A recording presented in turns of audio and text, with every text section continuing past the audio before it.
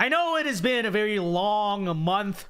I know we've been through a lot. We've witnessed a lot. Probably a little bit less than in past months, but it's been quite a bit.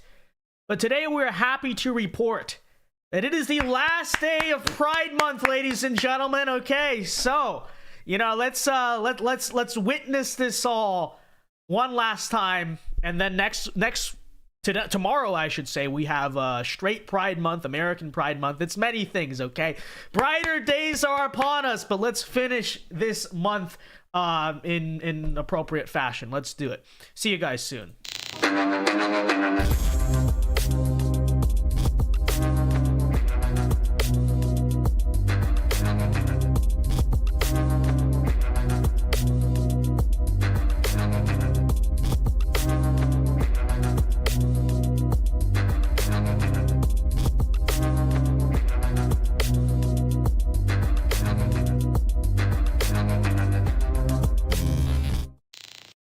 We are live tonight from the great state of Florida. Welcome everyone to the VinceDao Show. It is June 30th, the year of our Lord, 2023.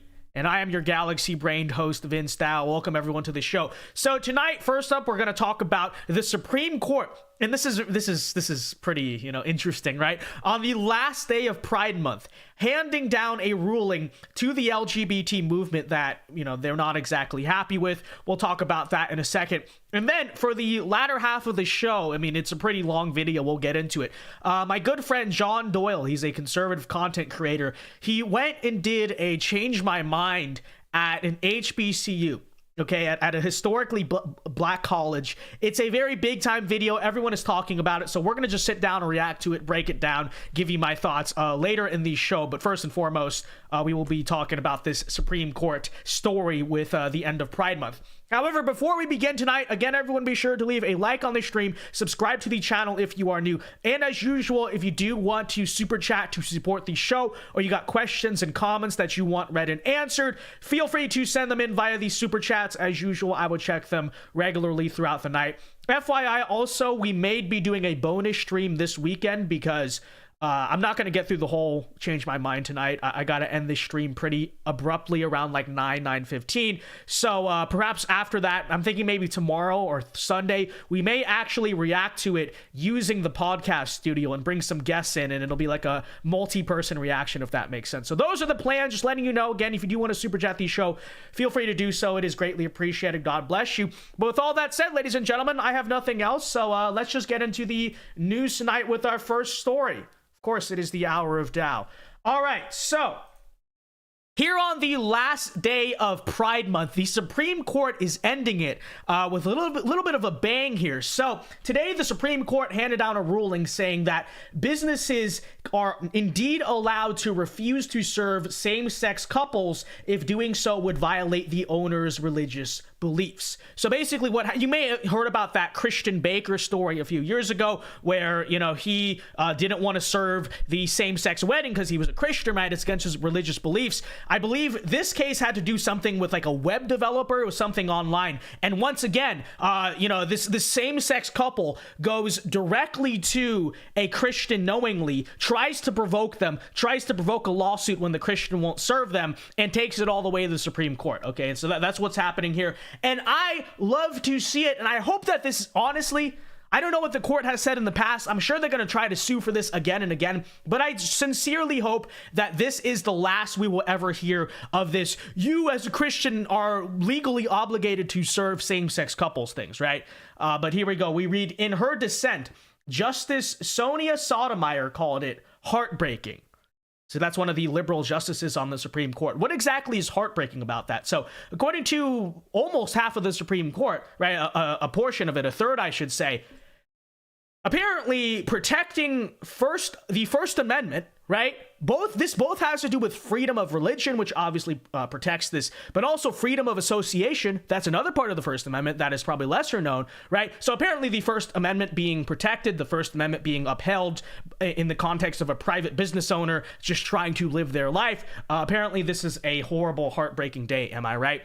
Now, let me say this. Like I said, I hope that this is the end that we will ever see. I hope to see no more lawsuits. I hope that's the precedent set here. Every future lawsuit having to do with religious freedom in context to the pride stuff, same-sex couples, is immediately thrown out, because that's the way it should be. However, what I have to do here is call out, to an extent, the alphabet crowd for doing this, okay? Because these people always come to us as conservatives and Christians and say, you know, bro, we just want to marry. You know, we just want to be accepted and just you know, do what we want to do in our bedroom. Why are you so mad at us? And it is such unbelievable gaslighting, because what the pride movement, what these people have been trying to do, this political movement has been trying to do intentionally for years now. This is not the first case of the religious freedom thing, right? In the past, you know, the Christian Baker thing, what they have been doing.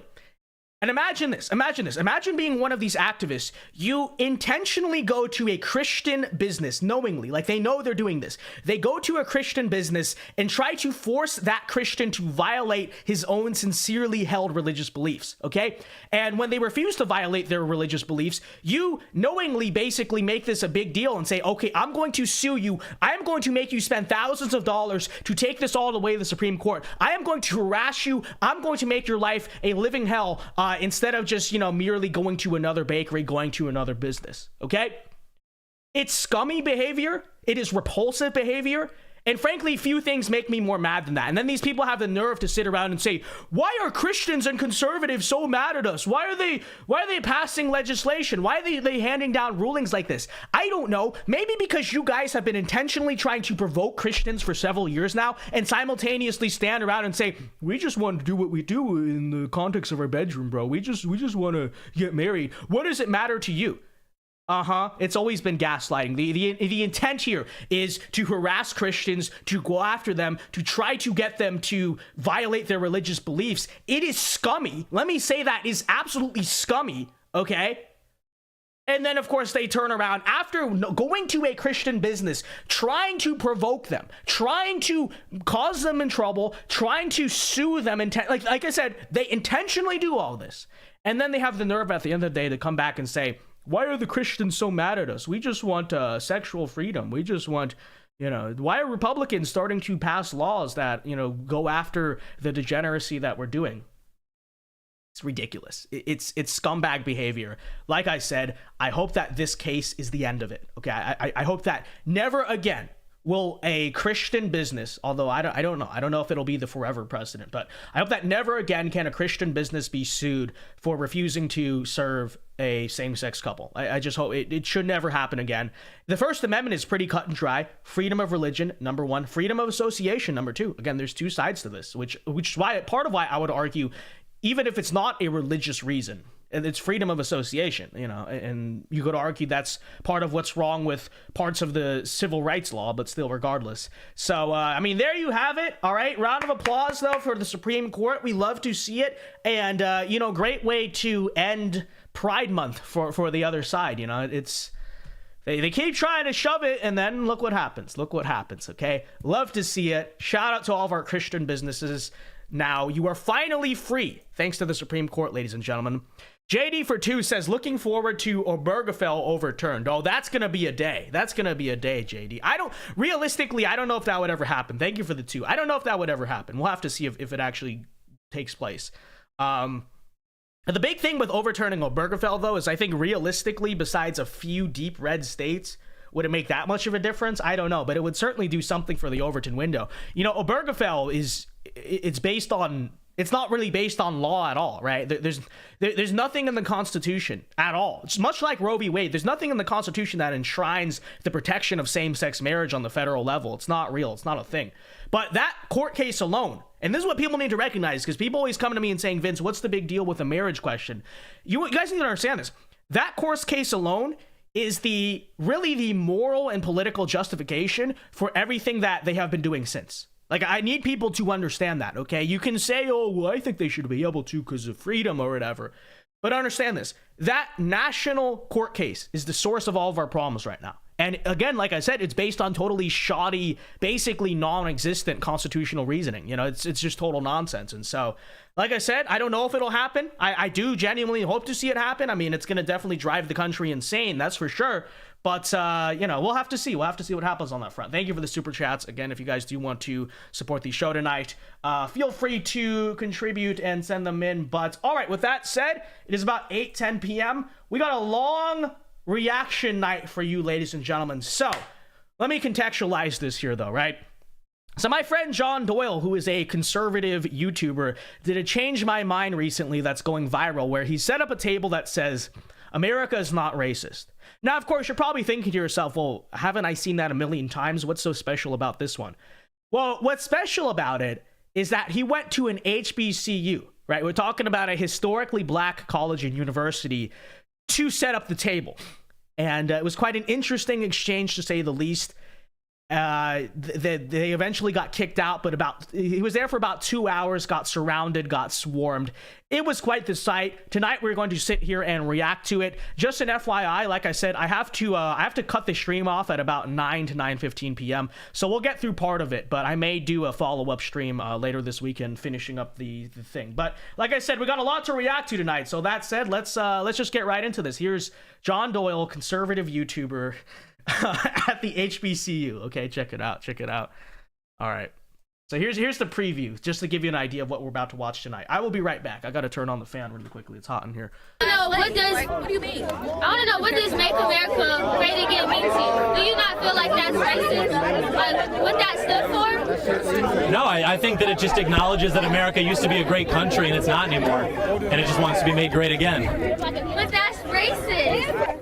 Okay, what about mass incarceration? Do you think that has any factor? Oh, we could get into it. Because you're not going to like this. I actually think we have an under-incarceration problem in this country.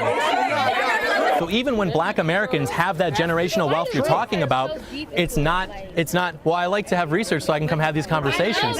What's your point? I'm not wrong, though. No, this is from the Bureau of Justice Statistics, Bureau of Labor Statistics.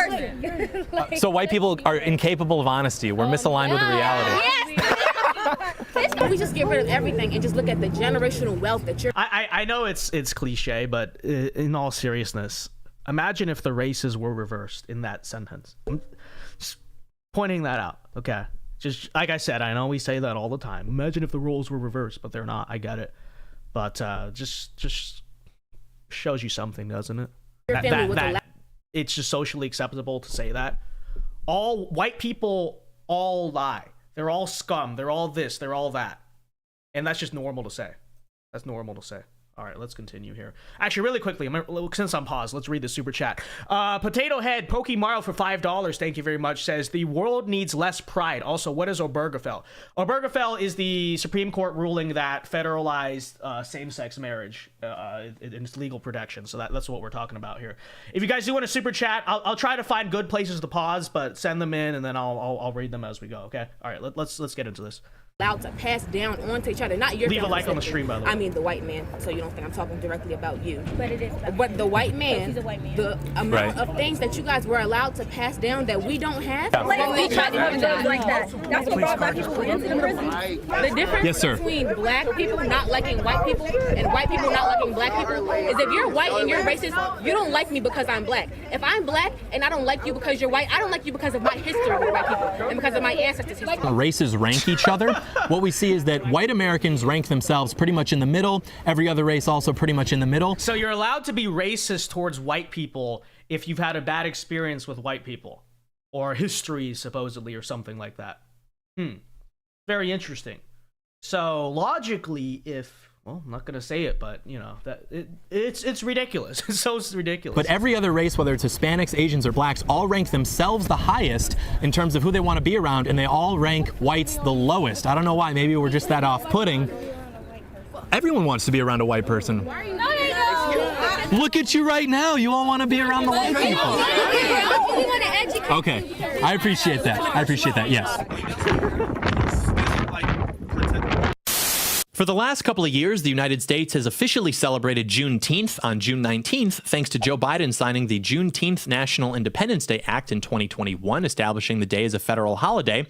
And it commemorates the anniversary. We'll skip the intro because I think people basically understand what's going on. I hope we contextualize it properly. Here we go. But I didn't want to take his thing out of respect. However, once popular liberal streamer Destiny started doing them, I figured the IP is pretty much public domain now, so I went ahead and threw my hat in the ring. But if you by chance haven't heard of Steven Crowder, literally the most popular conservative on YouTube, the credit goes to him. This is his idea, especially because it turns out that he actually did one with the same premise, and I just went ahead and didn't even notice until I'd already spent the money to produce this video. So on account of that, I would like to issue an official "my bad, bro." But if we're talking about race in America, I'm not just going to go to some college campus nearby and listen to a bunch of spoiled white liberal snowflakes tell me about oppression. So I traveled all the way across the country to what 30 Seconds on Google told me is the best HBCU in the country to get the real answers. All right, the results of just NCAT, walking onto this let's HBCU do it. campus with a sign simply declaring that America is not racist, with students and people online calling for me to be killed, calling for me to be shot in the head, to be jumped, to be beaten, to be lit on fire, to be arrested and charged with a hate crime, people accusing me of domestic terrorism, etc., etc. One student posted on her Instagram story the description of what she called racist trash, which was that some white men came to campus and said that America isn't racist, that America doesn't lock up enough criminals, and that the only racism in America is from black people against white people. Well, that's not exactly what I said. It's interesting to me that she and her classmates would try to refute these bullet points by later telling me that it's literally unfair for me to be speaking to them since I know more on the subject than they do, by threatening my life, and by otherwise spewing viciously racist sentiment at me because I am white. This girl also did not seem to like that I used, quote, big words. Her follow-up post would lend more insight into the type of person she is, since below the reiterated list of our crimes, she mentions that she finds— How dare you speak proper English and know things and have evidence? Well, actually, that's not a joke. According to the African American Museum of History in our nation's capital, those things are all actually constructs of white supremacy. So ridiculous that her university, which is public, followed the laws pertaining to free speech on campus, but yet when she and her roommates are in their apartment, they receive noise complaints for being too loud. So much for free speech. Remember this next time you're in a movie theater. It's just free speech, and if you don't like it, you can move to China. Another wrote that these whites have been getting really besides themselves lately. They need to realize we're not scared of them. In some places, they just need to not try that crazy stuff at. Keep that on their campus. Reasons we need to teach our black high schoolers the importance about going to an HBCU. Another said, freedom of speech? This is a hate crime. They didn't understand why we were even allowed to set up in the first place. They said our font choice was evil. I thought it was playfully insensitive. They called us colonizers, as if that's an insult. White devils.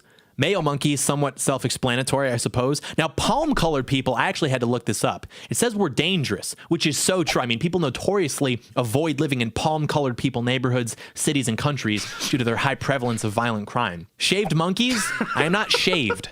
I am hairy, thank you. Now, a cave crawler, for those who don't know the more esoteric components of black history, is a white person because it was actually Africans who taught Europeans how to build civilizations. Do you think any of these people were ever held accountable, by the way?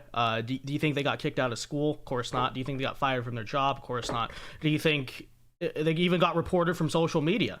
Maybe in the case of the death threats, but besides that, probably not, so. Really saving them from living in caves like Neanderthals. You learn things like this on Black Twitter. Very fascinating stuff. And remember, evidence is like actually white supremacy. I mean, you must defer to the equally valid spoken word tradition of generational storytelling and lived experiences. Otherwise, you are literally Hitler. We recorded this back in February since it was Black History Month, and we figured that there would be no better time, place, and group of people for a discussion on racial politics than on that campus during that month. And in the days following, we received hundreds more death threats, racist messages.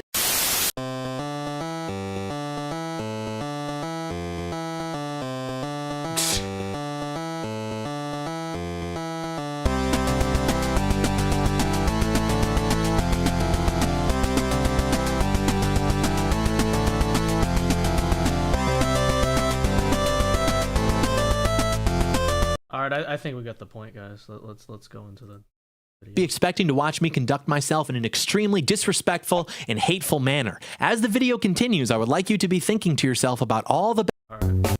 2020. All right, here's the first guy. All right, let's do this. Yeah. Right, by which you would try to measure that. I don't think it's just a little bit says Looking back on the track for a little greenback. Got to find just the kind of little. All right, so we're here. What's your name, sir? My name is Jarrell. Rel, nice to meet you. My name is John. Of course, the sign says America is not racist. Change my mind. We're here for Black History Month, just trying to have conversations. We spoke a little bit before we were recording.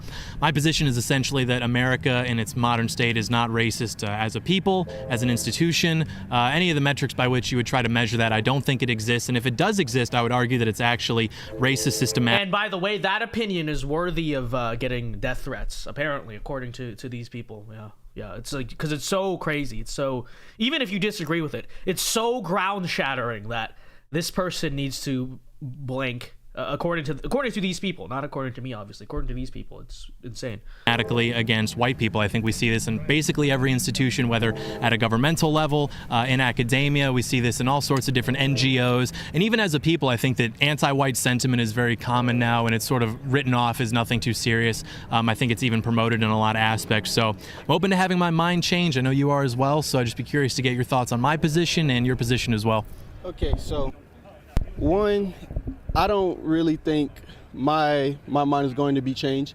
And two, I have to let you understand that you do think that racism is affecting white people now. But literally you're standing on the biggest HBCU, the biggest public HBCU, North Carolina A&T. And I feel like you failed to realize that this is a HBCU, and the HBCU was actually created in order for black people that was seeking education, in order to have a safe environment where they don't have to worry about racism, where they don't have to worry about their skin complexion, where they don't have to worry about if their hairstyle is suited as unprofessional or not. Okay. And I don't understand how you say that a lot of stuff is targeted towards white people when you guys made up these rules. You guys wrote the Constitution. Y'all didn't even include us. Y'all didn't see us as people when we first started off. And now we are here at a HBCU having this debate. I agree with a lot of that, but I mean, the Constitution was written in the 18th century. This school was probably established in the 19th century. So this was 1891 to be exact. So this was hundreds of years ago. I don't understand how that would translate to now contemporary America. I fully acknowledge that those things happened in the past, but in terms of what is affecting Black America now versus white America, I don't think that white America is the culprit. So you don't think that white America is the culprit? Correct. Okay, I want to ask this again. Sure. So you do not think that white America is the culprit? No, sir. Is that camera on? Yeah. So what part are you not understanding? I don't think that white Americans are responsible for the position of Black Americans. He didn't even make an argument. He just said, I don't know, HBCU or something. What was that even supposed to mean? And by the way, still, you know who mainly funds HBCUs are taxpayers, who are most people in the United States still demographically white, right? It's still a public university. What is his argument? You don't have the right to be here because you're in an HBCU. That's just silly. It's just silly. I'll read your super chats in a second, guys. Thank you, guys. Okay. Hey, bring that camera closer. Bring that camera closer. Look. Okay, look, listen. Interesting shirt, by the way. He's saying system. He's saying institutionalized. What is he I have to doing? disagree 100%. HBCUs were created to to fight against racism inside of classrooms. If you want to talk about modern day, in 2012, I have to say 21% of African Americans were more likely to be shot by the cop just because of the whole Trayvon Martin and George Zimmerman case. So, your idea that racism does not exist now, when I can really get pulled over by a cop right now. Racism doesn't exist right now. The HBCUs were created in the 18 and 1900s. Okay, so you're saying, oh, well, the fact that they're still around, it means there's still racism. No, what? So you want us to tear them down? Is that what we're supposed to tear them all down because the schools are integrated now? That doesn't make any sense. And then, Trayvon Martin, the guy who was trying to like kill George Zimmerman, but yeah, okay. Go for my license and I just get shot, and the only thing that they can say was, oh, I thought it was just a weapon. It's been a long time, but didn't he literally reach for his gun from my memory? Mm-hmm. But if you was in that situation and you pulled out your ID and you got shot, they're doing a whole investigation, and more than likely, he's probably going to lose his job and he's going to be serving time in jail. Mm-hmm. What's interesting about that, that's sort of anecdotal, is when you get into like the actual statistics on like by and large, what we see is that if you control for the likelihood of being arrested and also the crimes that they're being accused of, black Americans are not actually shot more likely than white Americans. And what's even interesting is if you look at the data for people who try to assault a police officer while they're being arrested, black Americans are actually 40% less likely to be shot under those circumstances. So I don't think that's true. And also, if it is the fault of white people, why are black officers more likely to shoot black suspects than white officers are? Hispanics are also less likely to shoot black suspects than black officers are. So I don't think that you can point the finger and say this is because of white people, when even when those things do happen, the black officers are the ones pulling the trigger. Okay, I think that generally the white officers are the least trigger happy because they're very scared of, you know, obviously, you know what happens every time a white cop shoots a black person, like every single time. So yeah, I think, and I think the thing with black officers, it's not that they even have this internal self-hatred or anything. It's just because they understand that they're allowed to, like, it's not going to be as controversial if they kill someone. They're more likely to just do their job as they're supposed to do instead of be super scared and put themselves in danger in the process. I will not deny that that happens, but two, I need to see the statistics before I just go off of what you have to say. So if you have a reliable source about the statistics, I will gladly shut up about that. Do you guys think he would read it, guys? Chat? Do you think he would go and read the peer-reviewed study? I'd have to venture I don't think he would. It's hard to sit here and be like, oh, white people are hated on when you guys made the rules. And you guys made all of these rules, even though it was way back in what, 18? The school was founded? No, not here, not at school. I'm talking about everything like history. Jim Crow is still around, 18 apparently. What? Well, no. When was the Constitution written? 1787. How did this guy get into college? He thought the Constitution was written in the 1800s. Because you don't hear in high school all the time, 1776, 1781, 1787, 1791. You know all those dates that you hear all the time?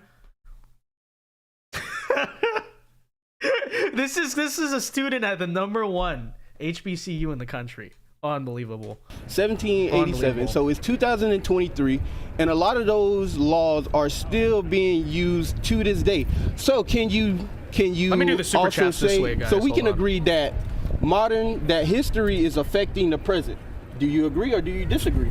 I agree. Or do you want me to go into more detail about that? I agree. I think that, if you don't mind, one of the most famous lines in the Constitution is this idea that all men are created equal, and our Supreme Court has solidified that with things like the Civil Rights Act to make that literally the law of the land. So there is no case now in contemporary America where black Americans are discriminated against at an institutional level compared to white Americans or any other types of Americans. Did you say you said at an institutional level? Yeah. They're actually favored at an institutional level, which we'll get to in a second. Really quickly, let me read these super chats here. In fact, should I have Joanna read them? Why not? Oh. Is it working? $5 through Super Chat. John Doyle equals Black Person Expert. VinceDao equals Hispanic Person Expert. Michael Knowles equals Zoomer Expert. We have such an all-star team. Thank you for the $5, Andrew M. I appreciate it. Let's go to another one here. Shane Kina donated $5 through Super Chat. Did you hear that the literal Coliseum may be the venue for the Elon Are and you Zick serious? fight? If they can rebuild the seating bowl, that would be amazing. Dude, you know, part of me is starting to respect Mark Zuckerberg slightly more just for doing this. Just slightly, okay? I will say in terms of censorship, Meta is not as bad as Twitter pre-Elon was, so I'll give him credit there. But, dude, can you imagine? The Colosseum, they're going to have a cage fight in the Roman Colosseum. That is so sick. I might have to go. I might have to go to Italy for that. All right, let's continue here. Thank you for the super chats. Like I said, guys, I'll read them periodically through the video here. Institutional level. Yes, sir. So you seem to keep wanting to pivot back to, you know, the founding of America, maybe being written no. such. I'm not trying what to. about I'm now? not trying to pivot. I'm not trying to pivot. I'm trying to let you understand that stuff from the past tends to affect the future. How does it affect? That's what I'm confused on. How does that affect now? How does it affect it now? Yes, sir. Which parts? So how does the founding of America being perhaps disadvantageous to black Americans, how does that affect the position that you guys are in now 240 years later? Not understanding our culture, not understanding everything that comes behind us. A lot of black people can get rejected at a job just for a hairstyle. Mm-hmm. For me right now, I have twists. I can show up to a job right now and I can get denied. Mm-hmm. Although I can meet every single requirement that they had and some. Just off of a hairstyle. The Crown Act, please look it up. Education is very important. And you talking about inside of classrooms, a lot of black people don't really go off to college unless it's a HBCU, or if it's the first 2 years they're doing it at a technical school and then they're transferring over. Mm-hmm. Okay, first and foremost, the hairstyle argument is ridiculous. It's silly.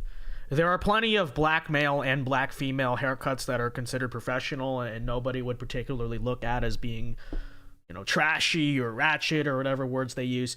But in the same way that if a white guy walks into a job interview with a mohawk, or he has like the crazy stuff in his hair, or he's bleached his hair white or something ridiculous looking, or even he has a mullet, right? There's another one, right? You know what I mean? How many job interviews do you know of a white guy with a mullet where they take that haircut seriously? For all races and all different types of hair, there are haircuts that are considered professional and not professional, okay? And the idea that, it's racist to tell black people, as you tell every other race of people, hey, if you want a job, you're walking into an interview, I don't know, shave your head, look professional, you know what I mean, have a clean cut. It's just, it's silly. It's ridiculous. Whoa, but the culture, Vince, it's our natural hair. Okay, my natural hair in the morning, I get really bad cowlick. I wake up, my hair's all over the place, right? That's my natural hair. So if I go into the interview and just say that's my natural hair, are they discriminating against me for not combing my hair? No, they're not. It's ridiculous. Supreme Leader Admiral Alexander Kolchak for 5 says, can't believe there's in chat while we're trying to watch Doyle SMH. Thank you for the $5. I mean, be nice to them, but yeah. I mean, we're still having this argument, I guess. So a lot of us don't really even have the funds to even attend a college. Mm-hmm. And I'm blessed to have that opportunity from my parents in a 2-parent household. But you have to understand that a lot of stuff does stem from racism.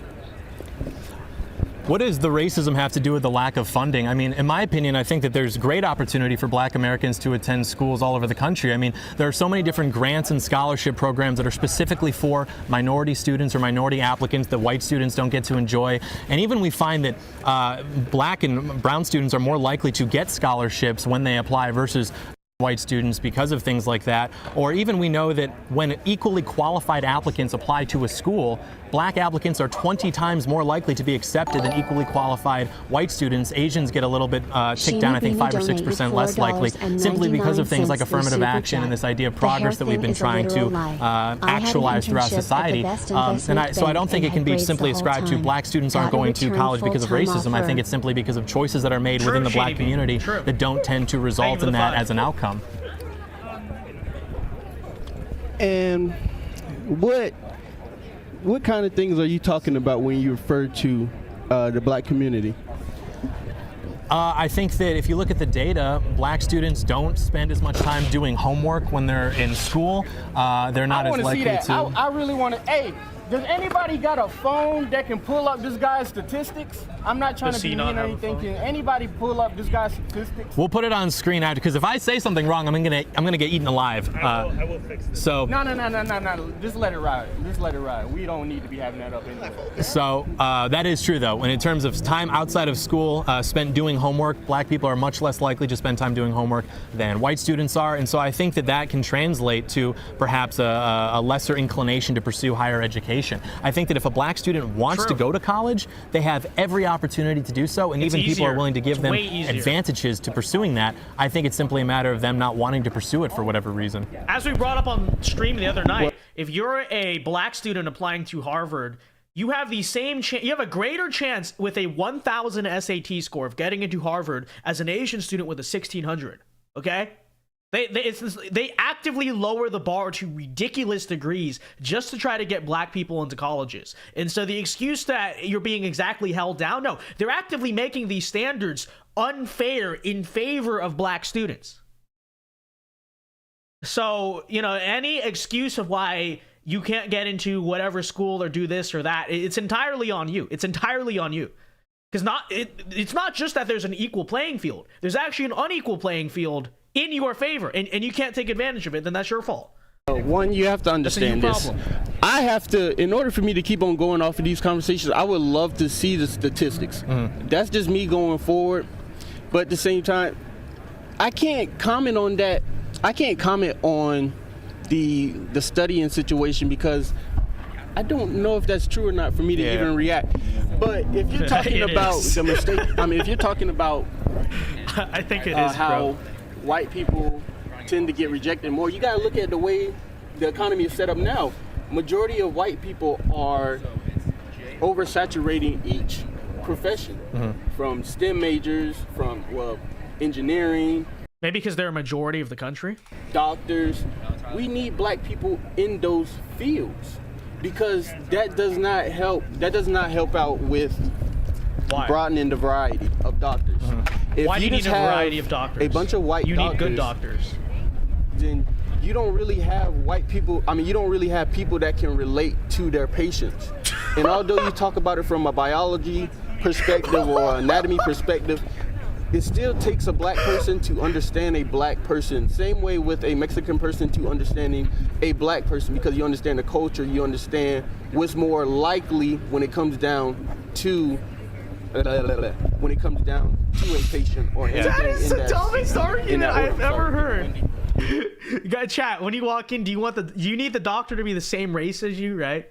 Because apparently, now maybe language, right? If the doctor doesn't speak English or you don't speak English, fine. You guys speak the same language. He knows human anatomy, but you have to relate. How deep of conversations are you guys having with your doctors? You just go in, okay, check the thing. How are you feeling? Symptoms. This. I think it's a pretty straightforward process. Okay. Oh, but you know, I'm gonna die of cancer now because my doctor didn't dap me up the way I wanted because it's a cultural thing. Really? Really? So I guess I would have two questions there. One, there are a lot of programs to get specifically black students into medical school. For example, if you look at like MCAT scores, in order for a black student to get accepted into a high-level medical school, they can have a significantly lower MCAT score, I think it's in like the 600s or something, than can a white applicant or an Asian applicant. That's scary. So there's that. It's a lot easier for them to get into that school. And then also, why is it better inherently? Can you go to Google? Mr. Iceland for 750 ice for 750 says, what are your thoughts on raw milk and ice cream? I've never had raw milk, but I hear it's good for you. I hear pasteurized milk is not good for you, and I know raw milk is actually illegal in a lot of the country, but I like to try it sometime for sure. I never had it. I hear it has a lot of health benefits, so I don't know, might have to get some sometime. I don't even think it's legal where I live, but you know, we'll see. Thank you, appreciate it. God bless you.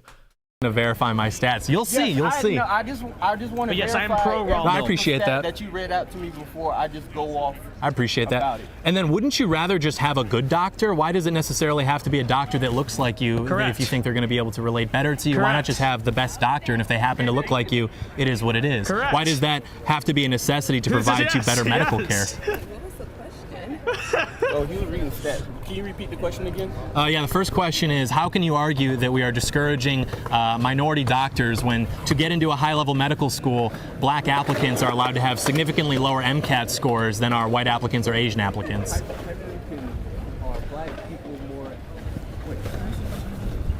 I can find it. Just find it. Yeah. Just find it. But when it comes down to the medical field, you have to understand this as well. It's important to have a doctor from your cultural background because a lot of our stuff tends to be neglected when it comes down to doctors of other races. Okay, I see that might be the better argument on his part is, well, black people have different anatomy, biology than, you know, there's differences, right? You know, there's certain things that are more prone, this and that. The problem with that is that has nothing to do with the race because you all go to the same medical school, right? So it really comes down to, does the doctor understand the condition you have, right? Black people aren't born knowing I'm trying to think. What are certain, I don't know. I know diabetes is higher in black people, right? On average. It's like they aren't born knowing how to treat that stuff. I'm trying to think. There's other ones. There's a certain diseases that are more prone, right? Obviously. So that's just a silly argument. Supreme Leader Admiral Kolchak for $2 says, I want Dr. Ishmael Brady. It's true. Dr. Ishmael Brady. This is who you need as a doctor. If you know, you know. All right, let's continue. The understanding. It's kind of like that. Yeah, it's the understanding. Like, yeah, of course they medically know everything, but from an understanding point, that's important. Yeah, okay. So from 2013 to 2016 in the United States, you can see by the MCAT score and by race, it goes up as you get darker complexion, I guess you would say. Wait, where is that? Okay. Medical schools, sickle cell, rates, yeah, that's what I was thinking. MCAT Sickle scores, cell. GPA, race, and So you're taught how to treat sickle cell. So across all, I guess, score breakdowns, whether it's their grade point average or their MCAT score, black applicants are significantly more likely to be accepted when they have lower scores, when they have medium scores, and when they have high scores especially. So I don't understand how you could know that and then argue that there is a disadvantage for black applicants pursuing medicine or medical school or anything like that. Wait, hold on. 30 to 32, 3.6. Still we're ranked the highest. MCAT 27 to 29, 3.4 to 3.5 average, 81. Oh my gosh. We are. Wait, is that Hispanic? Okay, that's black. That's black. Oh no, I'm just. It's not about the stats. I know people are going to say, "Oh, you needed to have all your sources and everything. Well, print it out right there to show everybody." I understand you're looking at the stats point of view, and I understand you're looking at the stats point of view, but my feelings disagree. How like there are higher levels within Would you the mind stats. handing me that actually? Your coffee? Yeah. Thanks, man. But it's more of being black. Like, it's true. Being black in America is hard. We have to work harder to be seen as or be close to equivalent That's not true. to our white It's the opposite of that. So there was a sign. The sign fell. The sign read that America. The sign read that America is not racist, and I'm inviting people to have a conversation with me. America as a country is not racist? As a country, as a people, I just don't think we're racist. So do you think racism doesn't exist? Or I think it definitely exists. I think it's more likely to exist presently in the form of anti-white racism. True. Anti-white racism? Okay, guys, don't laugh. Everybody's entitled to their opinion. I appreciate that. Yes. Okay, so I'm really if we curious just take it back to the furthest point of history, like to the beginning of America, what was our economy built on? Do you mind if I finish the conversation with him? No, and then we can get into that? It's a conversation for all of us. But I'm okay. Sure. What was our economy built on? So we're just going to jump around is what's going to happen. 3/5 of a person, things like that. I mean, when we were seen as chattel, not even real humans, what was that? That's the foundation of this country. The forefathers, every president, not every president, but every president in the first years of this country, it was built on the fact that black people were less than. It's not true. The slavery is actually many economists who have argued that slavery held America back economically. But even if you want to argue it benefited, it contributed to one regional aspect of the American economy for a certain number of years. By the way, not even our golden years, right? Our golden years, the late 19th, early 20th century, mid 20th, all the way through the 20th century, right? Our golden age as a civilization was long after slavery. When we reached the apex of our economic power, political power, all those things were done free of slavery. So the argument that America was built on slavery just doesn't even make sense. And even economically, it was never really true. It existed, doesn't mean it built it, right?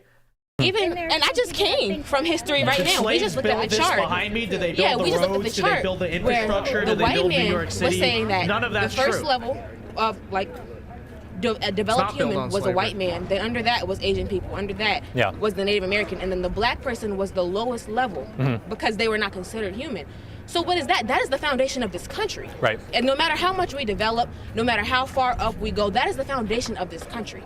So how can something that we were built on not be what we are?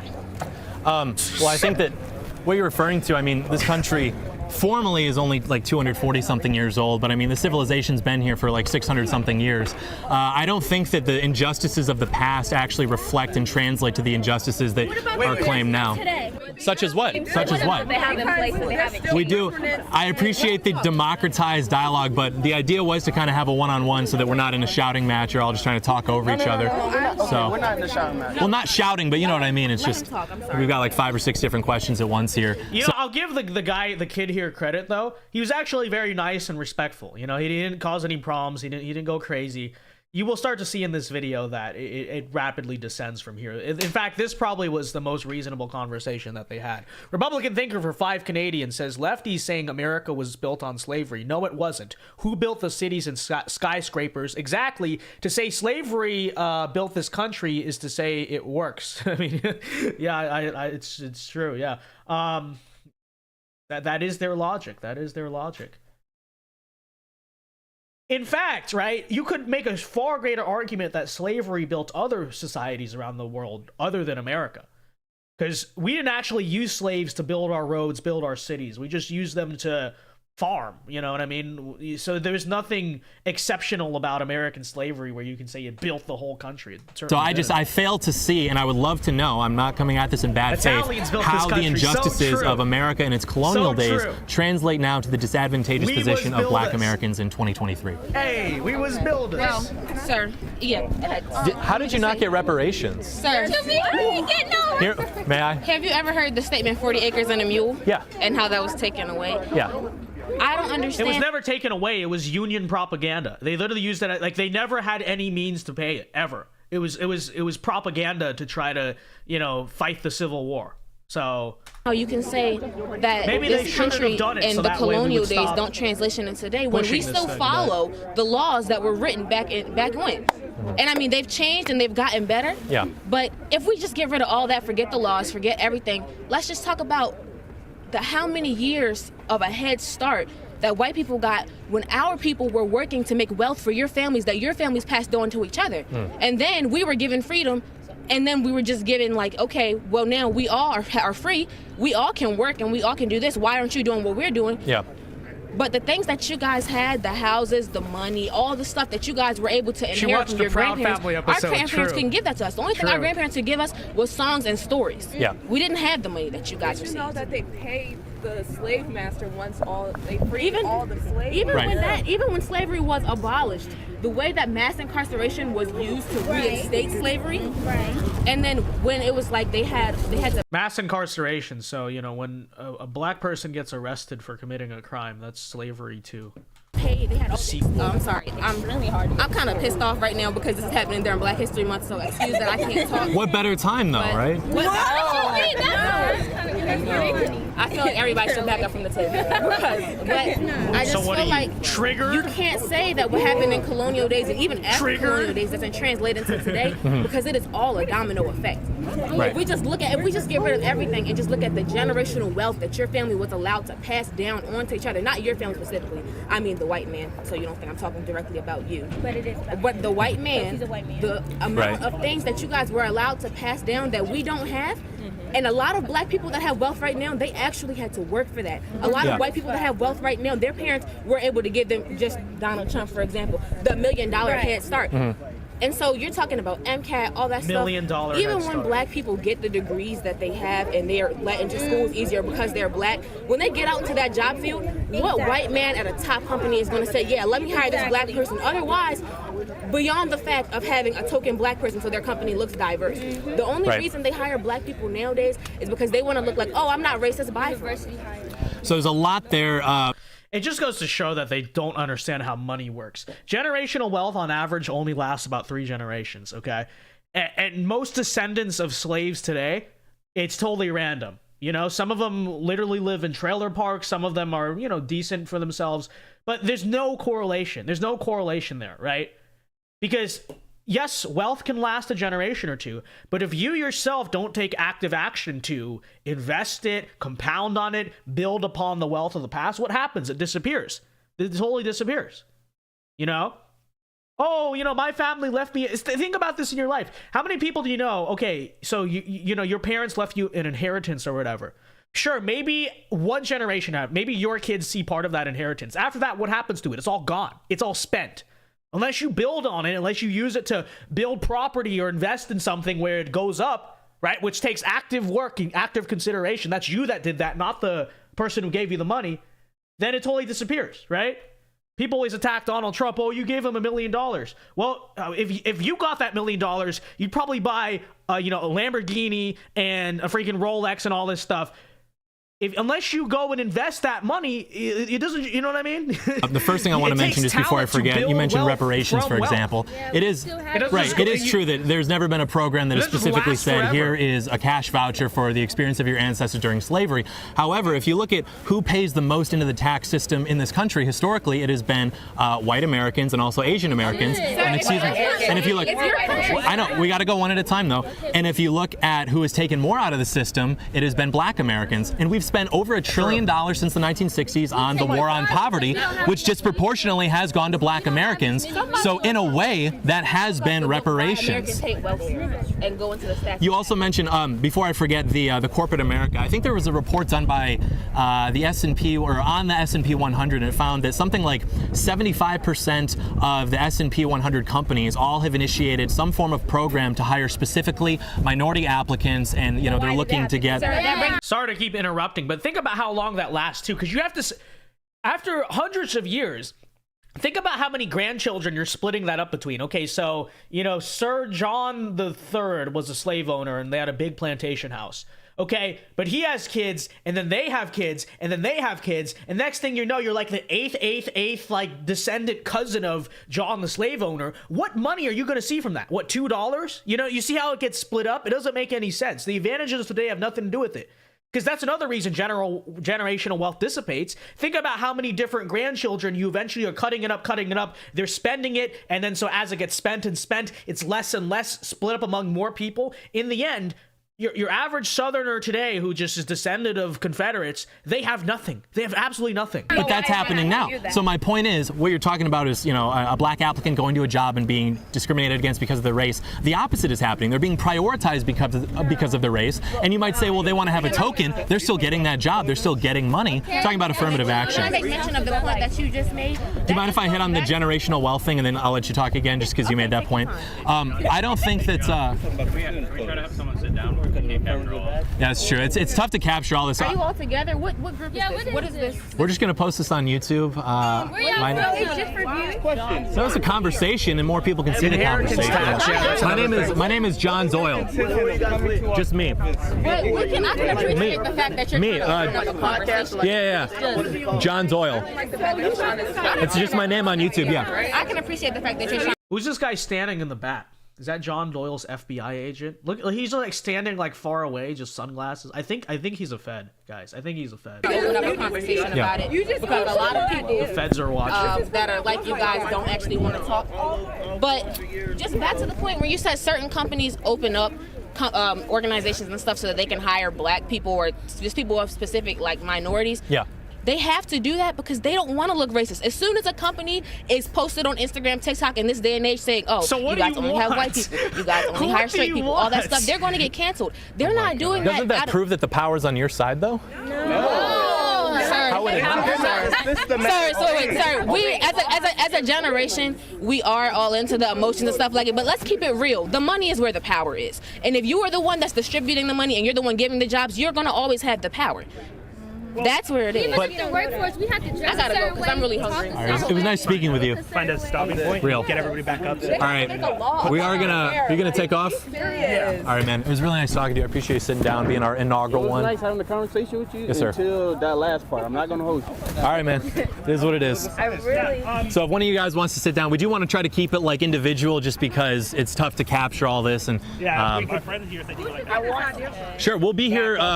We'll be here until 3 o'clock. So if you guys want to hang out or sit down, whoever, would you like to? I really want to get your view on. Wait, what did she want to get my view on? You get to find out right now. But first, look, you know how much I love iTarget. I've said it a million times. You mentioned something about, I don't know 100% what you said. I don't want to get it wrong. Do you mind if I ask your name? Lyric. My name is John. Nice to meet you. America is not racist. True. Real. No, that's a lie. No, and it's so true. Well, that is true, and I would love to hear this young lady's opinion as well. So just to sort of reiterate, I have a sign here. It reads, America's not racist. Change my mind. I'm, of course, open to having my mind changed, but I don't believe that America's racist at an institutional level. I don't believe American people are racist, and I would just be curious to get your thoughts on that.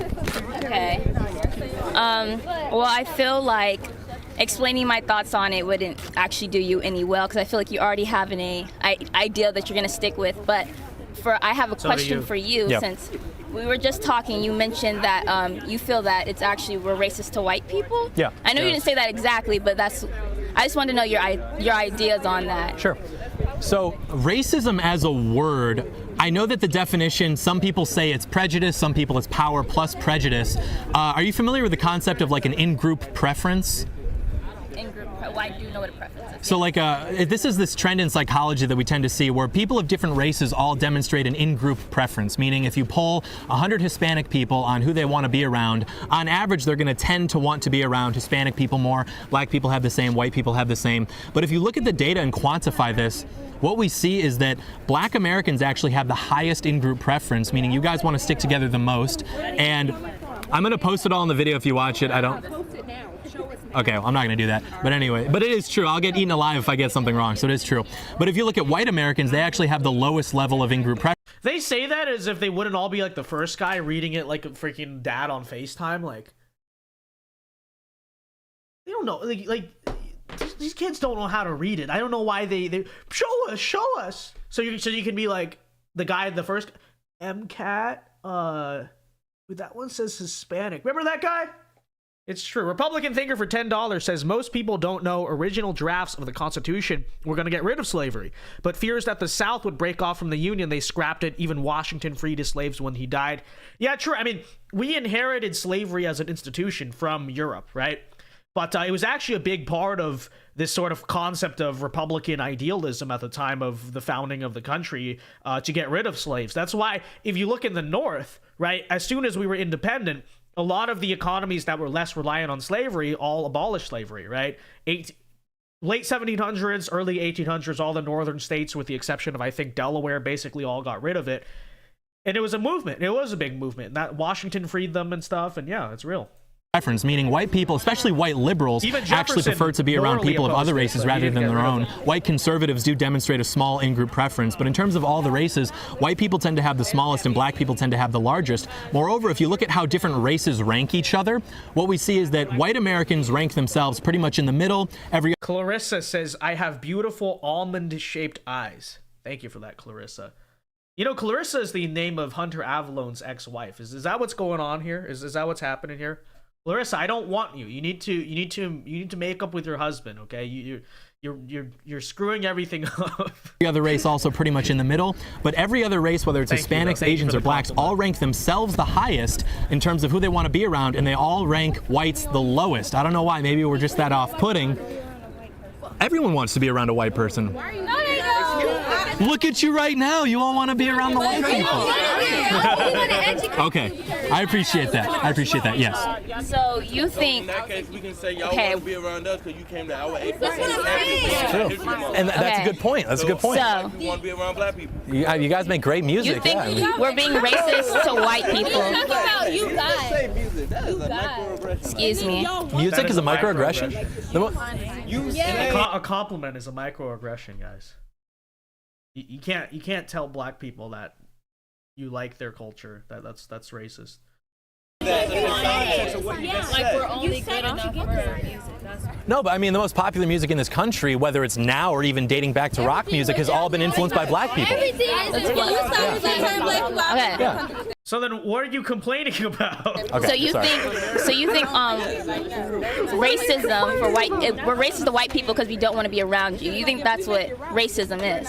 I think that's part of it, but I think if we're talking about racism just at the most individual level, I think that's true. But then if you expand even to the way this country works, there are lots of disadvantages written into the law to discriminate against white men in terms of getting into college, getting jobs, and the opposite is given to minorities, specifically black applicants, whether it's in the workforce or in academia. And there's a those have been written into the law, which maybe you agree with because you think that's necessary to correct disparities of days past. But in terms of 2023 America, right now, it is easier to achieve success as a non-white person, specifically, non-white person than a white man. Can I say something? Okay. Yes, ma'am. I feel as though, like, okay, so, like, you know, let's do an example.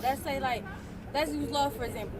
This African-American graduated and a white person graduated. They go for the same job. I feel like you would get the job more than a black person would because... Statistically, that's not true. Statistically, if they're equally qualified, the black person will get the job. But you would get paid more, though, if you want to be honest, because your skin tone. That's also not true. Okay, but we get paid more. The salary is the salary. Look, okay, if you look at these schools, the ones where you're saying that black people are getting admitted to more easier, they're still majority white schools. Mm-hmm. Wouldn't that be good? No. Why do you feel like that would be good? Because they're getting into college. What does it matter if they're majority white? Because, okay, they're still admitting black people to these schools, but there's still a lot of white people who are getting into these schools. Yeah. So you just say white people are not getting into schools. How is that the case if it's still majority white people in these schools? Well, because white people are the majority of the country. What do you think, idiot? Like, they're the majority of the country. And then when you consider, too, the statistics in terms of academic performance, it is something of a miracle that black students still manage to make up like 10% of some of these universities, right? Because statistically speaking, the academic qualification, 12 or so % of the population, but the academic qualifications on average would make you think it should be even less. But, you know, we have something called diversity quotas that always work in their favor, right?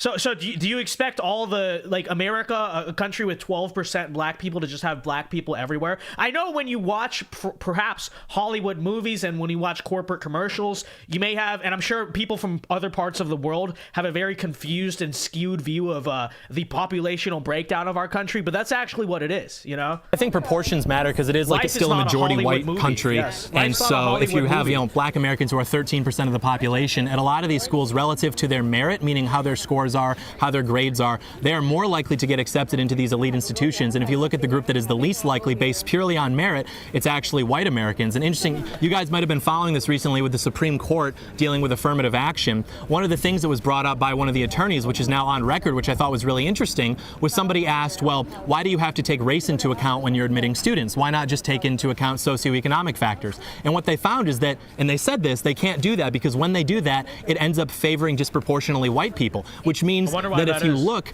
at, kids who are... No, I'm just saying that if you look at kids who are in poor economic circumstances... They do on average better in school. That is true.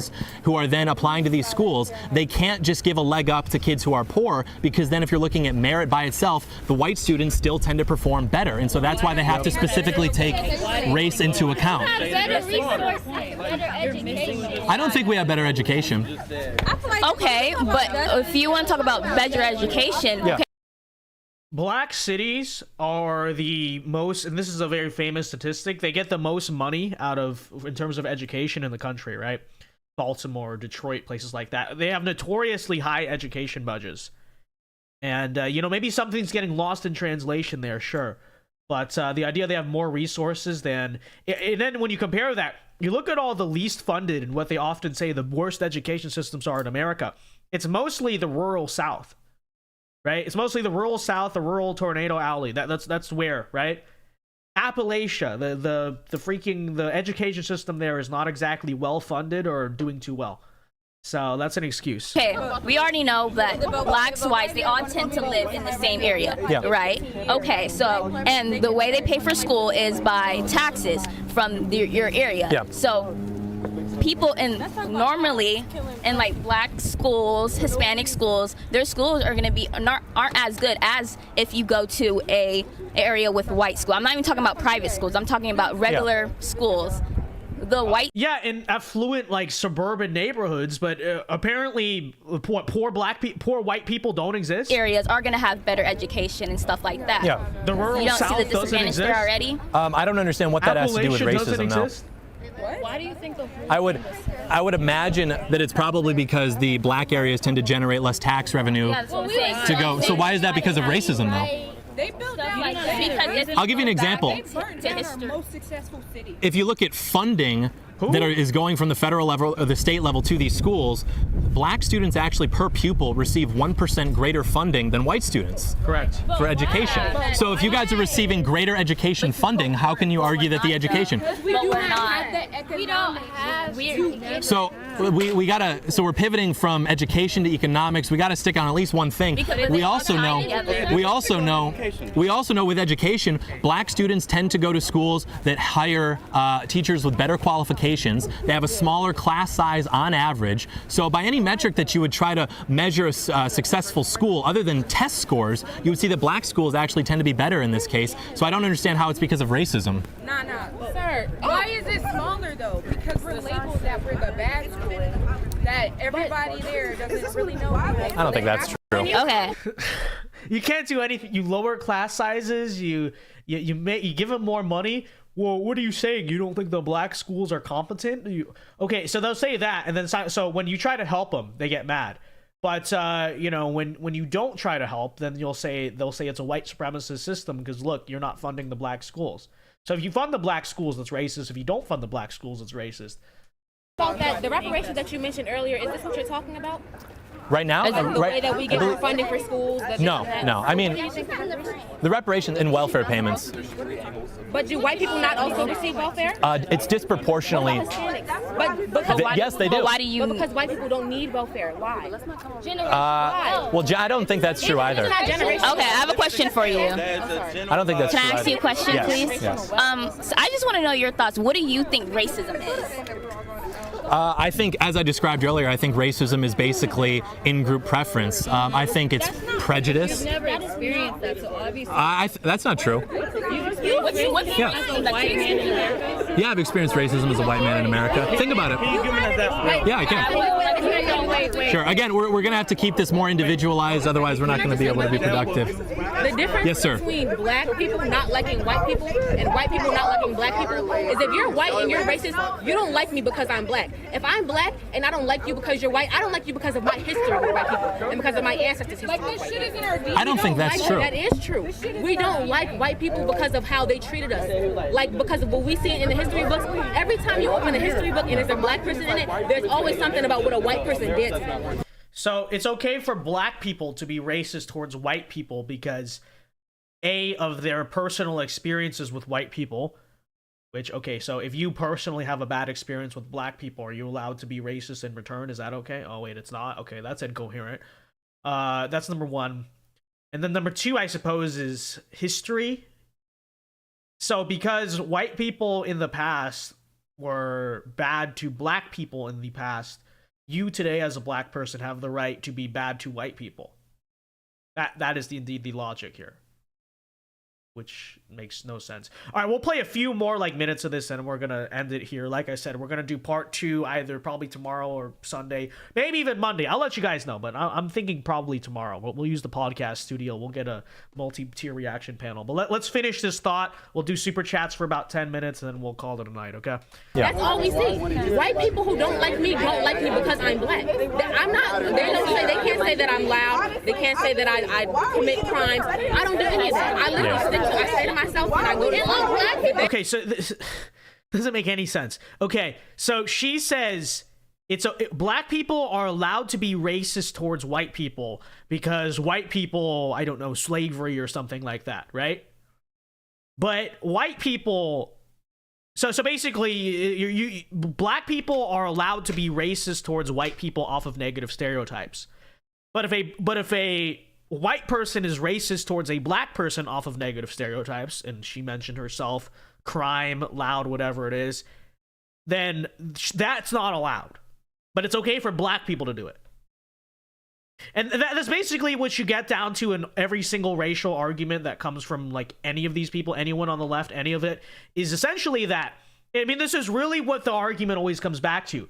Black people ought to be allowed to do literally whatever and wherever they want. They just should not have to live by rules of society, whereas everyone else should live by societal rules. It always boils down to that, right? Black people are allowed to be racist. Black people are allowed to cause problems. Black people are allowed to do this, do that. Black people are, allowed to all of it because they're black.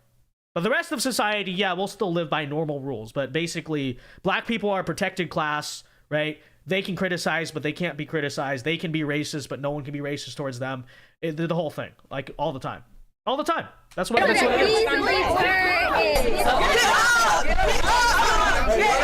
so do you think... And that's true, right? What about black slave owners and African slave traders? Exactly. And let me say this too, right? So, because it does happen, if you personally, let me ask this question. Oh, my personal experience. Okay, so if you are a white guy who is a victim of a hate crime committed by a black person, which does happen, it does happen, are you allowed then to be racist towards black people? Is that the pass? Oh, you don't get a pass for that. But her just opening a history book about slavery and seeing white people, that gives her the right to be racist. It's ridiculous. But all right, we get into it here. Don't even entertain this crap. I'm sorry. Do you think that like historically, like redlining and like how it was hard for, even when slaves were free, they had troubles getting schooling. Like they couldn't go to college. They had all these things that they had to do. Yeah. Do you think that that doesn't play into it at all? I don't, and I'll explain why. There was research done that compared the descendants of children who were born to freed blacks and children who were born to slaves. And what they found, as you would expect, is children who were born to parents who were freed slaves were less likely to be able to get jobs, to obtain education, to obtain wealth. But what they found is after 2 to 3 generations, those descendants pretty much matched up in terms of their ability to have wealth, to get jobs. So what we see is... What about compared to white people? White people were still better off, yeah. And why is that? Is it because they started off better off? Because they already had the education? Like, people weren't burning down their schools when they were trying to build these colleges and stuff for them. Like, the wealth that they've had from slavery and stuff, and already the education, that's passed down already. Yeah. So... All right, we'll wrap it up here, guys. Like I said, we'll finish this up probably sometime this weekend. We'll do a bonus stream this week. But the last 10 minutes here or so, let's read some super chats. So I'd appreciate you guys sending in generational wealth to me, obviously, because I'm an oppressed minority. I'm Asian and I'm Italian. Italians, of course, as you know, are the most persecuted people in the history of America. So I have no generational wealth, which according to her is everything, right? So my grandfather was never rich, and so that means I'm destined to live a terrible life because my grandfather never had money. So if you guys would like to fix that and fix my generational wealth problem, feel free to do it in via the super chat portion. But yeah, we'll read super chats for 10 minutes and then call it a night here. So let's get to what we got so far. Again, questions or comments that you want read and answered, feel free to send them in. And if you again want to fix my generational wealth disparity as an oppressed minority, feel free to do it in. Okay, I feel like everyone watching right now owes me reparations. Okay. Because you were literally there. You were literally there when the Chinese were building the railroad. You were literally there blowing us up with TNT. Okay, it was actually you. So now I demand reparations. Vince, you're not even Chinese. Don't care. That's how it works, right? That's how it works. So I demand... All right, anyways, get to the super chats. Soup Person for $5 says, going to church for the first time in years. Well, we love to hear it. Wish me luck and please pray for me, Vince. God bless. I will. That's very... positive to hear. We love to hear it. Thank you for the $5, and yeah, for sure I'm very, very happy to hear that. Thank you for the $5, and yeah, best of luck, and I will pray for you for sure. Thank you for the $5. Sai for $20, big donation from Sai or C for $20 says just showing support. Blue heart emoji, and that's the first super chat from Sai. I appreciate it. Thank you very much. Appreciate the support. God bless you. Burgundy Blue for $20 says, Vince, the hypocrisy coming from the students is hilarious. It is. Typical lib hypocrisy, am I right? No, but they claim all white people are wealthy, but push back about any claim about black people as a collective. Black nationalism / separatism is one of the biggest threats to the USA, and it is so true. Thank you for the $20, Burgundy Blue. Ron Jones says slavery has always been around. Good to see you, by the way, Ron Jones. I blame the original humans. Where were they from? Ron Jones. Who let Ron Jones cook? Who let Ron Jones cook? Bro, dude, that is such. Well, I would say it is true, but it's not true because as a Christian, I don't believe that human beings originated from Africa. I will say that in defense, but yeah. He's not wrong. It's very true. But let's see here. Dude, that's so good, Ron. That's so good. He's not wrong either. He's legitimately not wrong either. Man's went off. Old man skills, yeah, real. That was so good. No, it's so true. It's so true, though. It is true. So, but yeah, I mean, by the way, the Middle East should be paying us reparations too. You know, the Barbary slave trade at its height enslaved way more white people than were ever enslaved by United States slavery, and in many such other cases. By the way, you want to talk about reparations? Where's the reparations from the African kings? Because who sold the slaves to the white Europeans? I mean, there's this myth that, like, oh, they were slave catchers, they went in the jungle, and it's like the Family Guy thing where they went in the jungle and just caught random Africans in a net. That's not what happened, right? What happened is African kings already had slaves that they sold within Africa, largely conquered tribes and stuff like that. And you know, they just, here came the Europeans. Oh, here, you want slaves? Here, we got them for you. Take them, right? So Africans were selling each other to the Europeans, right? So the African slavery was not in any way invented by white Europeans. It was exploited, sure, immorally exploited, of course. But the idea that white people somehow created it is nonsense. And then the argument they use is, well, Americans invented chattel slavery. Okay. And it's still slavery. What does that even mean? Oh, yeah. Because, yeah, it is unique to America. The slaves were used to, you know, grow cotton and tobacco. I mean, yeah, I guess, sure. But that's because that's what the society was doing. Like that just, it doesn't make any sense. Why does that make it different? And it's still not really that different because slaves historically have been used for either agriculture or building things, okay? So if they had the slaves build New York City, would it somehow be different? It's still slavery. It's just incoherent. But Burgundy Blue for $2 says, where do you think humans came from then? I believe the Middle East. Let me see the exact thing. I mean, as a Christian, I believe they came out of the Garden of Eden. So let's see. Well, I'll give you the exact location. I forget.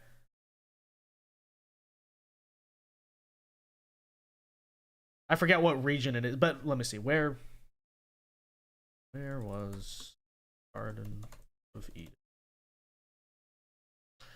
So yeah, they basically think it was either the Persian Gulf, Mesopotamia, or Armenia. Those are the historical arguments that have been made. But that's what I believe, right? That's what I believe. And, you know, I know people get mad every time I question evolution. People get mad, but I mean, let's be realistic. Do you really, like, after all you have seen, you really think the scientists have a clue about this stuff? No, they don't, right? Who said, I guess if we evolved allegedly from apes and monkeys, which that's what they say, that's what they claim, then I guess the African claim does make sense, but, you know, I don't really believe it, to tell you the truth. I don't really believe it. But all right, let's take a look here. Sheeny Beanie for $5 says African Muslims started a massive intracontinental slave trade. True. They just expanded their businesses to sell to the Europeans. Thank you for the $5. Exactly. We have been saying this. Thank you for the $5. I appreciate it very much. As someone who's of Indian descent, I have never felt like I was racially discriminated against. Why? Because my parents didn't raise me on the fact I was oppressed. Well, how dare they do that? How dare they not raise you to be a victim? How you know, that's horrible. That they did such a horrible job as parents by, you know, raising you to work hard and not complain and, you know, just be successful. These things, of course, are all constructs of white supremacy. Your parents were practicing white adjacency there, and you know, how dare they do this? How dare they do this? So, you know, Oh, Vince will get in trouble for the last statement. What, for saying I don't think human beings evolved from apes like they claim? But it is true. It is true. All right, let's take a look. By the way, last call for super chats. We'll be live here but for about like 3 to 4 more minutes, and then I gotta call it a night. Got stuff to do tonight. So yeah. Like I said, we'll probably be live sometime tomorrow or Sunday. I'll let you guys know. I'm gonna try to use the podcast studio that's just been sitting there. We put all this money into it. We haven't even used it yet, so I'm gonna try to use that. We'll probably get TJ on or something, and we'll react to it as a team. I feel like it'll be more interesting if we do that. So let's see. Everything a scientist said should be followed by, as far as we know right now. Yeah, exactly. This whole human beings came from Africa claim will probably change in like 20 years anyway. Next thing you know, they'll say we came from the Americas. How? I don't know, but that we did. You know, like they don't know what they're talking about. And they always change what they're talking about. They always change. So it's true. Burgundy Blue for 10 says, unfortunately, I believe in evolution. The genocide of the Neanderthals was morally justified. We saved them from themselves. Thank you for the $10. I mean, who knows if that's what even happened? They see, I don't necessarily believe Neanderthals were even, I don't even, see, because there are some people who they say are part Neanderthal. So how does that work? Are we the same species or not the same species? Like anyone ever, they say, oh, you know, there's a chance you may be part Neanderthal. So then how are Neanderthals not Homo sapiens sapiens? Because usually how it's supposed to work in species, right, is that you can typically breed cross species, but they're sterile, right? Like a mule is sterile. A liger is sterile. How can human beings today be part Neanderthal? I don't understand that. But there's different. I think they're just they found these skulls that look slightly different and think it's a different species. To tell you the truth, I think whatever Neanderthals were probably just humans. You know, they're just humans with funny skulls. Maybe they are some type of ethnic or tribal group that got eradicated, right? Yeah, I mean, sure. There are probably other extinct races as well, right? You know, there's a lot of genocides in the past. I'm sure there's a lot of lost tribes, lost, you know, parts of our humanity, but I don't even know if I believe in the Neanderthal thing. I feel like that's kind of a scientific psyop too, the idea that there's like this alternative human species that was around. I don't really believe that. I think, because if that's true, then how are people now part Neanderthal? Can any science head in there give me that explanation? If they are a different species from us, and not just humans with funny looking faces, how can they say people today are part Neanderthal? When you breed cross species, the baby is sterile. Ligers can't produce babies. Mules can't produce babies. So how can human beings be part Neanderthal today? Did my stupid 50 IQ logic just break the whole scientific theory, or is there more to the story? Because I don't understand that. I don't understand their argument there. So let's see. Remember, everyone, Jesus is coming soon, and boy, is he pissed. real. So let's see. Someone said, did you see what I said? And let me see. What did you say? Iraq, the Middle East. Yeah. My family at Thanksgiving, Neanderthal for sure. See, so Neanderthals are still alive. They're in Ron Jones's family. So evolution is a fairy tale. They're now saying that squid will evolve in 200 million years and build the next civilization. Is that what they are saying? Well, you know, I want to see that. Okay, let's figure out a way to time travel so we can see that. You know, let's see that. You know, let's see the squids build the civilization. I'm sure that's what's gonna happen. This freaking scientists. Oh yeah, the squids are gonna build the next civilization. Why the squid? That doesn't even make, like, I could see the argument for monkeys. I think they even say that like chimpanzees or something are now learning how to use basic tools like rocks. They're using them, which is interesting. That I do find that interesting. Are we gonna have Planet of the Apes soon? They're gonna be charging at us with spears. I don't know. They're gonna be riding horses. Why the squid? Yeah, the squids are just gonna go build a yeah. We're gonna have Squidlantis. It's coming. All right, Burgundy Blue for $5. This will be the last super chat, by the way, unless we get another one. Burgundy Blue for $5. Thank you very much. Says, it's like how donkeys and horses can have mules. The male Neanderthal human hybrids were infertile, but the women weren't. We have no male Neanderthal DNA. Okay, interesting. If that's what they say, interesting. Thank you for the $5. Because of Squidward. Yeah, sure, Squidward's gonna come out, okay? Bikini Bottom. The settlement of Bikini Bottom will be established. And they will replace humanity in the next Earth, apparently. Apparently. Not happening. Us Asians are gonna eat all the squid. Real. Why even the squid? The squid are not intelligent. They're literally just tentacles. So they're just gonna come on land. It doesn't make any. Why the squid? I want to hear. I'm actually curious. Why is it that? Let's see. I want to hear their nonsense. Squid build next civilization. I'm like genuinely curious about what they're saying about this now. Because as much as I distrust science, I do sometimes find it interesting the nonsense they come up. Could an octopus-like species achieve civilization? Well, the very first thing I'm seeing is from Quora and Reddit.com, so very peer-reviewed, reliable sources here. Octopi are extremely intelligent, apparently. Okay, maybe they are, but aren't dolphins more intelligent? Aren't chimpanzees more intelligent? Why octopuses? Why? So, speculated octopuses. So, old Discovery Channel special. So that's just the Discovery Channel just trying to make content that people find interesting. That's what it is. It's like the mermaid. Do you guys remember that mermaid documentary a few years ago? Remember everyone was talking about mermaids? And it's funny, I watched that and wanted to believe that documentary because it was just, you just like to believe in cryptids, right? Everyone wants to believe in Bigfoot, the mermaids, all that stuff. And so there was a theory that there's a class of human beings. Do you guys remember? You guys ever seen this documentary where they said the humans live near water, right? And over time they evolved to swim in the water, and then over time they just became basically mermaids. And so there's these like underwater secret people who use spears and stuff, and they swim and all that. And allegedly something they caught off South Africa that got censored by the government or something. The government's covering up the mermaids. You guys ever seen that? You guys ever seen that documentary? That was a big thing in my middle school. A lot of us were interested, and I wanted to believe it. Because it's fun. It's fun to believe. See, it is fun to believe in aliens. I will give the alien crowd that, because I used to, and it was fun. It's fun to believe in aliens. It's fun to believe in Bigfoot. It's fun to believe in mermaids.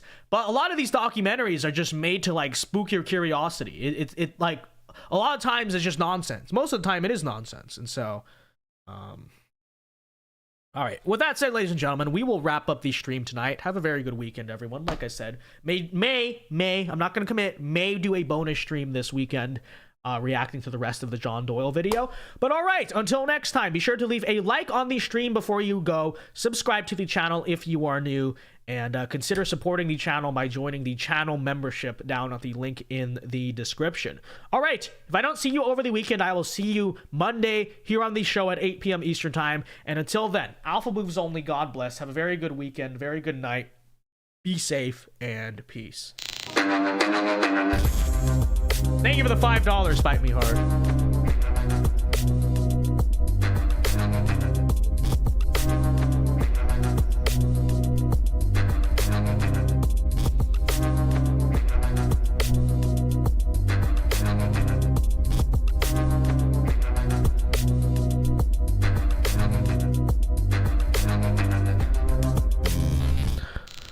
All right, Bite Me Hard for $5 says, no black people ever mention Africa and their part in slavery. Yeah, thank you for the 5. It's true. Yeah, we talked about that a few minutes ago. But yeah, the Europeans literally just got involved in an active African slave trade that was already happening. And it's true. So thank you for the $5. God bless you, and have a very good night. Appreciate it.